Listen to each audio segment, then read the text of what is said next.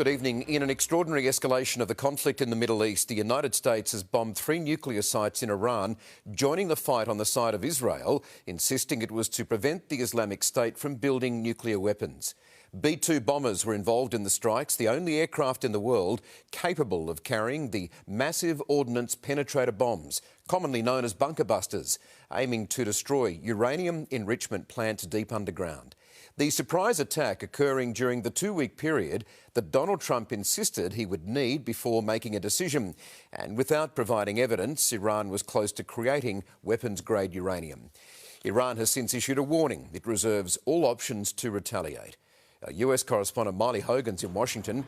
Miley, hello to you. President Trump says the strikes were very successful.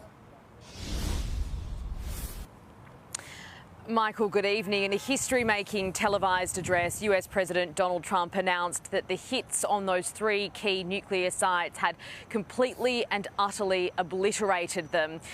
The US President went on to say that describe Iran as the bully of the Middle East, urging them to now come to the negotiating table and discuss a diplomatic solution to end this conflict, suggesting that otherwise there would be further action taken.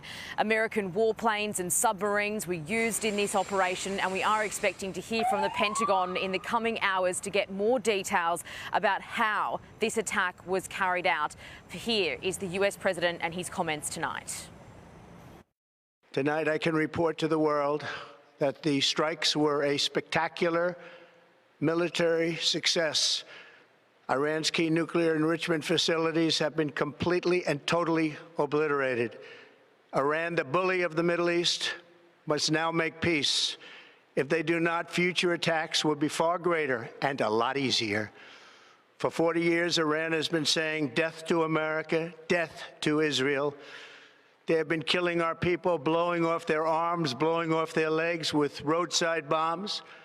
That was their specialty. We lost over 1,000 people, and hundreds of thousands throughout the Middle East and around the world have died as a direct result of their hate in particular. And most importantly, I want to congratulate the great American patriots who flew those magnificent machines tonight, and all of the United States military on an operation the likes of which the world has not seen in many, many decades.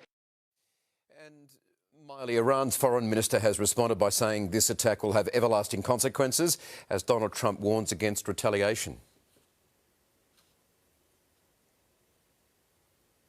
Out of the country and was out of the country when this attack took place. He's posted a message on social media saying that... Hey family, it's African on Sarin Co, and I'm back at you with another video. And I want to get into a little bit about this conflict between Israel and Iran, and just to show that it didn't start on the 13th when they started sending missiles over to Iran. This started long way ago, family, and why the United States is so invested in this war. So, family, and copyright section, right disclaimer of 107, section under 107 of the 1976 Copyright Act applies to this video. So it says, before the Israeli strikes that began targeting Iranian military and nuclear sites, on June 13th. Iran and Israel have had many issues. No diplomatic relations since 1979. And any modern relations were very hostile between the two countries.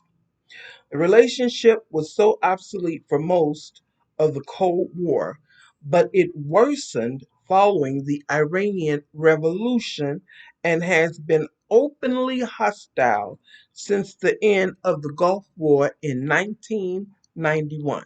See, this didn't start a week ago. This has been ongoing and long protruding. But let's get into why this matters to us, because now we've been kicked into this war, uh, which had been going by proxy between Israel and uh, uh, Palestine and Russia and Ukraine. But now we've just full force just involved ourselves, which we had already been doing anyway, our government.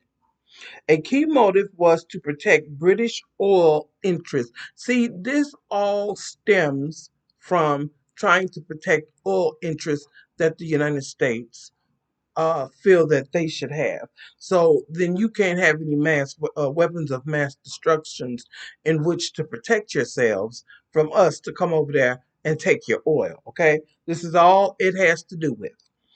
After its government refused to concede to Western oil demands, it was instigated by the United States under the name TP Ajax, Project and Operation Ajax, and the United Kingdom under the name Operation Boot. Okay, you hear that, family? So this started years ago where the United States and the United Kingdom wanted the oil in those regions. Does this sound familiar? Does this sound like the same thing they do when they go over to the continent of Africa and they want those resources, like in Burkina Faso? So they say that the leader is a junta leader, the leader is a terrorist. The leader is doing all kinds of things, underhanded things to its own people and citizens. But then we see that the leaders are building roads, they're building bridges, they're building schools for their children, they're building hospitals for their citizens to have free health care. They're building everything that their citizens need, but the United States say no. We want all of those resources here for our countries, the Western nations, and say, and we'll pay you what we want to pay you. This has been an ongoing, everlasting issue with those Caucasians going and taking what they wanted, going and robbing, pillaging, unaliving, you know, going and doing whatever they wanted to do so that they can take the resources of said nation. And this is where people just say they're not taking it no more and they stand up for themselves. Okay? That's what's going on. That's what's going on. This has been going on for thousands of years. And it is time now for that demographic to disappear. And they know it. Hence, it's only going to get worse. It's only going to go down from here, family. It really is. So Black people really have to come together. They have to stick together. They have to start learning to work together. They're going to have to learn to start learning to barter and to trust one another and to fight with one another. Because you already know, we have been battling these demons for how many years? It will never stop until they are smited from the face of the earth, which God is going to do. He will do that. And whatever means he used is whatever means he used, because he is the Almighty High, Most High Yah. But it's going to happen, family. It was bound to happen. And all of these things are biblical. It's in the Bible, it's in the scriptures. So we know it's coming. But we just got to get ready and get prepared. And all that intermingling some of us is doing, and I just don't know what to say, but hey, to each his own. I know what I'm doing. And I hope my family knows what they're doing. Family, I hope you guys are watching. I hope you guys are excited because this is yeah, unfortunately, there will be death and destruction. But family, this is a thing that is long overdue. You remember how when we were in middle school or in the younger school, elementary school, and you had that bully, that one bully who everybody was afraid of, and he was going around and he was whooping tail and coming and going until one day somebody got tired. Somebody new came to the school, okay, and they got tired, and they put a whooping on that bully that surpassed all ass whoopings. And unfortunately, I think we are here at that crossroad in America. All right, family. Thanks so much for joining me. Please like, share, comment, and leave a and subscribe. And have a good one, family. Enjoy the rest of your day. Bye bye.